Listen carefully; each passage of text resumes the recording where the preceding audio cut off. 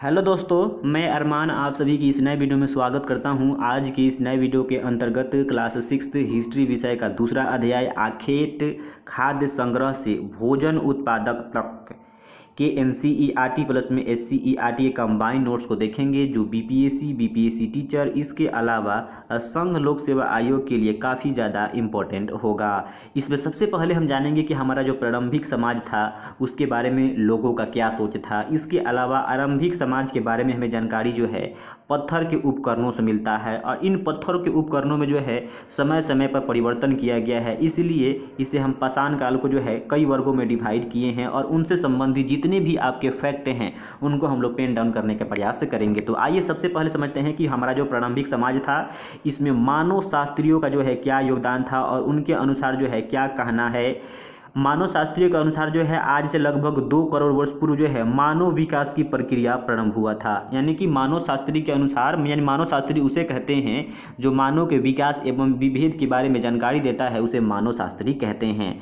तो आज से लगभग 2 करोड़ वर्ष पूर्व जो है मानव विकास की प्रक्रिया प्रारंभ हुआ था। मानव शास्त्री का मानना था कि ईश्वर ने पृथ्वी तथा प्रकृति का निर्माण किया है। वही वैज्ञानिकों ने जो है इसका खंडन किया और कहा कि जो है जीवन की सर्वप्रथम उत्पत्ति जो है समुद्र में हुई थी, और समुद्र से छोटे जीव, बड़े जीव एवं मानव भी इसका एक क्रमबद्ध रूप है। जैसे कि आज के जो मानव को हम लोग जिसे हम आधुनिक मानव के नाम से जानते हैं, जिसका वैज्ञानिक नाम जो है आपका होमो सेपियंस है।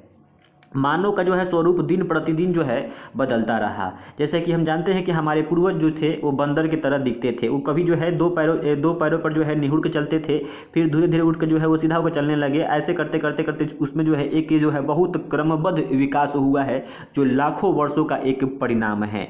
तो यहाँ से हम लोग समझेंगे कि मानव जो हमारा है, तो मानव के विकास, विभेद आदि के बारे में जानकारी देने वाले को हम लोग मानव शास्त्री के नाम से जानते हैं। और आधुनिक मानव, जिसे हम लोग होमो सेपियंस कहते हैं, भारत में जो है इसकी जो है जो विकास जो है माना जाता है लगभग जो है 20 लाख वर्ष पूर्व जो है माना जाता है। यानी भारत में होमो सेपियंस का विकास जो है लगभग 20 लाख वर्ष पूर्व जो है हुआ था। इसके अलावा आरंभिक मानव के बारे में जानकारी, तो आरंभिक मानव के बारे में जानकारी जो है हम लोग पिछले पाठ में यानी कि अध्याय नंबर 1 में जो है जानकारी एकत्रित कर लिया है। उनमें से एक हमारा महत्वपूर्ण है पत्थर के उपकरणों से। यानी कि पत्थर के उपकरणों से जो है आरंभिक मानव के बारे में हमें जानकारी प्राप्त होता है। और ये इतिहास का सबसे जो है महत्वपूर्ण टर्म था। लोगों ने जो है अपने 99% जो है कहानी इसी में जो है गढ़ित किया है। इसमें जो है हमारा है पाषाण काल। पाषाण काल मतलब कि, यानी कि पाषाण मतलब कि पत्थर, और काल यानी कि समय, यानी कि पत्थर के काल को हम लोग पाषाण काल कहते हैं। मानव ने अपनी रक्षा और भूख मिटाने के लिए जो है सर्वप्रथम पत्थर के औजारों का उपयोग किया था, और ये औजार में जो है धीरे धीरे परिवर्तन हुए, और इन्हीं परिवर्तन के कारण जो है पाषाण काल को जो है 3 वर्गों में जो है डिवाइड किया गया है या बांटा गया है। जैसे हम जानते हैं कि पूरक पाषाण काल, मध्य पाषाण काल और नव पाषाण काल, और इससे संबंधित जो छोटे छोटे आपके पॉइंट हैं उनको हम लोग पेन डाउन कर लेते हैं। जैसे कि मानव सर्वप्रथम जो है खुले आकाश में नर्मदा नदी के किनारे झील के तट, यानी जो उसके झील थे वहीं पे रहता था खुले आकाश में, या बोल सकते हैं कि नर्मदा घाटी में जो है सबसे पहले जो है मानव ने रहना शुरू किया था। सबसे आरंभिक मानव, जिसे हम लोग आदि मानव के नाम से जानते हैं, यानी पूरा पाषाण काल के सबसे आरंभिक मानव को आदि मानव के नाम से जाना जाता है। इस समय के जो मानव थे वो खाना बदोश, यानी कि खाद्य संग्रह करते थे। इनका मुख्य उद्देश्य था जानवरों की भांति जो है अपना पेट भरना, और इनका कोई काम नहीं था। और पूरा पाषाण काल का जो है मानव की सबसे बड़ी उपलब्धि कहा जाता है कि इन्होंने जो है आग की खोज कर लिया, यानी कि पत्थर से पत्थर टकरा कर जो है इन्होंने आग की खोज कर लिया। इसके अलावा जो है पूरा पाषाण काल के जो मानव जो थे वो गुफा में रहना शुरू किए। इसके अलावा बड़े बड़े जो है पत्थर के औजार का प्रयोग किए थे, और इन औजारों में जो है विभिन्न समय के अनुसार जो है परिवर्तन आया है, इसीलिए अलग अलग समय में हम अलग अलग इनकी विशेषता को पढ़ेंगे। तो ध्यान देना है कि पूरा पाषाण काल में जो है बड़े पत्थर के औजार का प्रयोग कर रहे थे। वही जब हमारा मध्य पाषाण काल आएगा तो उसमें जो है लघु, यानी कि माइक्रोलिथ, यानी कि बहुत छोटे औजार का प्रयोग करेंगे। इसके अलावा जो हमारा नव पाषाण काल आएगा, नव पाषाण काल में उनके औजार और छोटे हो जाएंगे, यानी कि धारदार हो जाएंगे, एकदम चोक हो जाएंगे। इसके अलावा हमारा अगला इसमें है पूरा पाषाण काल से संबंधित ही पॉइंट। कहा जाता है कि मानव ने इसके आखिरी दौर में जो है चित्र बनाना भी प्रारंभ कर दिया था और इनके चित्र के प्रमाण जो है हमारे भीमबेटका यानी कि मध्य प्रदेश भीमबेटका के गुफा में शैल चित्र जो है प्राप्त हुआ है। इससे स्पष्ट होता है कि पाषाण काल में जो है मानव ने जो है चित्र बनाना भी शुरू कर दिया था। और जो हमारा भीमबेटका है ये मध्य प्रदेश के रायसेन जिला में है। ये कई बार एग्जाम में आया हुआ है। इसके अलावा पूरा पाषाण काल के लोग जो है हड्डी के औजार बनाना भी प्रारंभ कर दिए थे। साथ ही साथ अब देखिए जो पूरा पाषाण यानी पूरा पाषाण मतलब कि यानी कि पूरा मतलब प्राचीन और पाषाण का मतलब कि पत्थर, इसको भी जो है पूरा पाषाण काल को भी 3 वर्गों में बांटा गया है। आरंभिक पूरा पाषाण काल, मध्य पूरा पाषाण काल और जो है हमारा उत्तर पूरा पाषाण काल।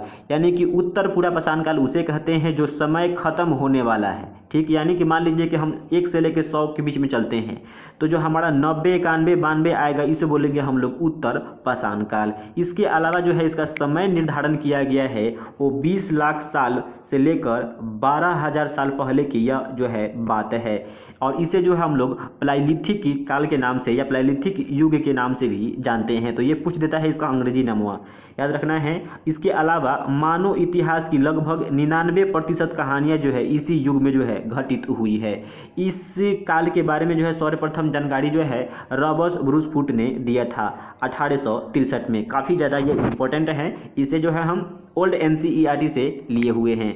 अगला हमारा है स्थल, और जो पूरा पाषाण काल के स्थल है जैसे कि कुरनूल गुफाएं, होसांगी, भीमबेटका, इनके बारे में जानते हैं। ये तीनों इंपॉर्टेंट है। तो जो कुरनूल गुफाएं है ये आंध्र प्रदेश में है। यहाँ से जो है राख के अवशेष प्राप्त हुए हैं। राख के अवशेष जो है घर के बाहर और घर के जो है अंदर भी प्राप्त हुए हैं। यानी कि समय के अनुसार जो है मौसम के अनुसार लोग जो है घर के अंदर और बाहर जो है आग जलाते थे। इसके अलावा होसंगी जो है हमारे कर्नाटक यानी होसंगी जो है कर्नाटक में है। यहाँ से औजार एवं हथियार बनाने के स्थान जो है मिले हुए हैं। भीमबेटका पहले भी जान चुके हैं, भीमबेटका मध्य प्रदेश के रायसेन जिला में है। यहाँ से शैल चित्रकला, इसके अलावा गुफाएं एवं कंदराएं मिली हुई है। कहा जाता है कि इसमें जो है आरंभिक मानव जो थे वो मध्य प्रदेश के बुडनी, पंचमढ़ी,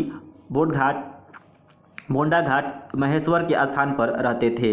वर्तमान में जो है शिकारी समाज के लोग जो है भारत के केरल, आंध्र प्रदेश और मध्य प्रदेश में आपको देखने को मिल सकता है। और इस पूरा पाषाण काल को हम चाहें तो एक लाइन में याद कर सकते हैं, यानी कि खाना बदोश, आखेटक जीवन, आग का खोज, दफनाना शुरू किया, चित्रकारी बनाना शुरू किया, हड्डी के औजार बनाते थे, साथ ही साथ आवास यानी कि गुफा एवं कंदरा में रहना शुरू कर दिया था। तो एक लाइन में ये पूरी जो है हमारा पूरा पाषाण काल का जो है विशेषता हो गया। आगे हमारा है इसमें मध्य पाषाण काल। मध्य पाषाण काल यानी कि इसे मेसोलिथ युग के नाम से जानते हैं। इसका जो समय है 12,000 साल पहले से लेकर 1,000 साल पहले पूर्व, यानी कि 12,000 साल से लेकर जो है 1,000 साल पूर्व की ये बात है। इसमें जो हमारा औजार जो थे वो बहुत छोटे थे और छोटे औजार होने के कारण इसे जो है माइक्रोलिथ या लघु पाषाण काल कहते हैं। और इसकी जो मध्य पाषाण काल के जो औजार की आकृति थी वो सुडौल थे, जबकि पूरा पाषाण काल में जो है वेडौल एवं भौरी आकृति वाले औजार थे।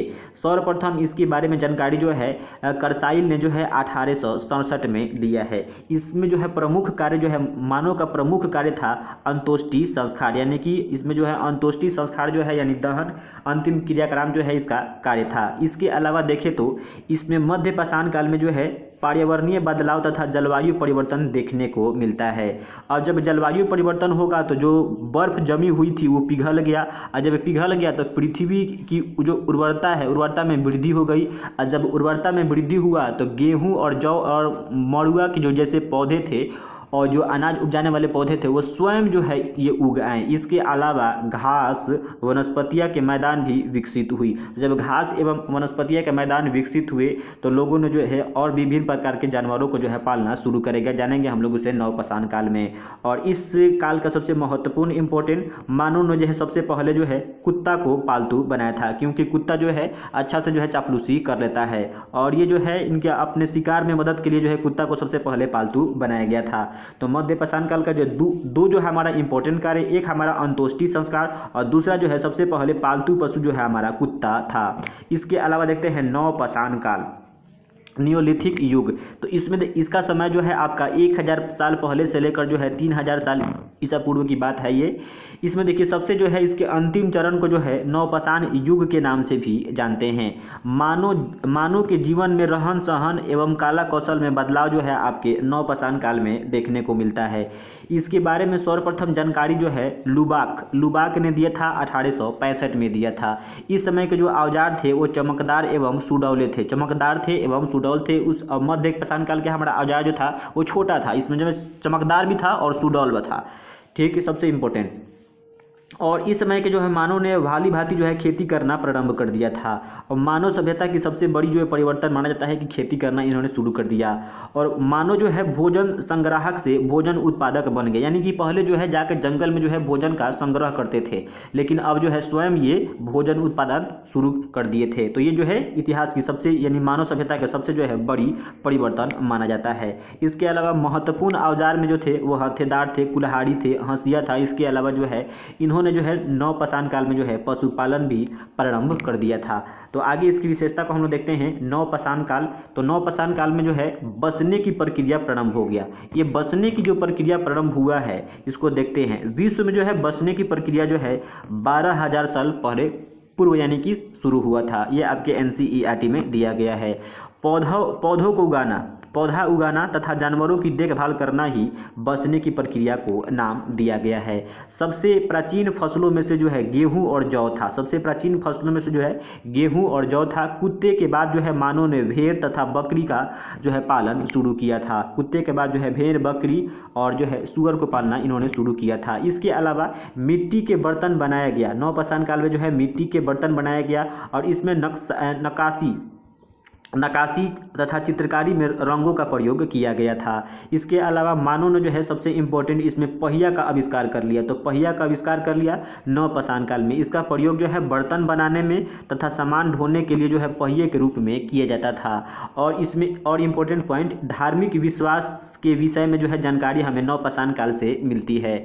मृत व्यक्ति के साथ साथ जो है खाने पीने की चीज़ जैसे कि बर्तन, हथियार जो है के साथ में दफनाया जाता था। अब जो है इसमें जो है नवपाषाणिक जो है हमारा पूरा स्थल है उसको हम लोग पेन डाउन करते हैं। यहीं से सवाल जो है एग्जाम में 1-2 आपको देखने को मिलता है।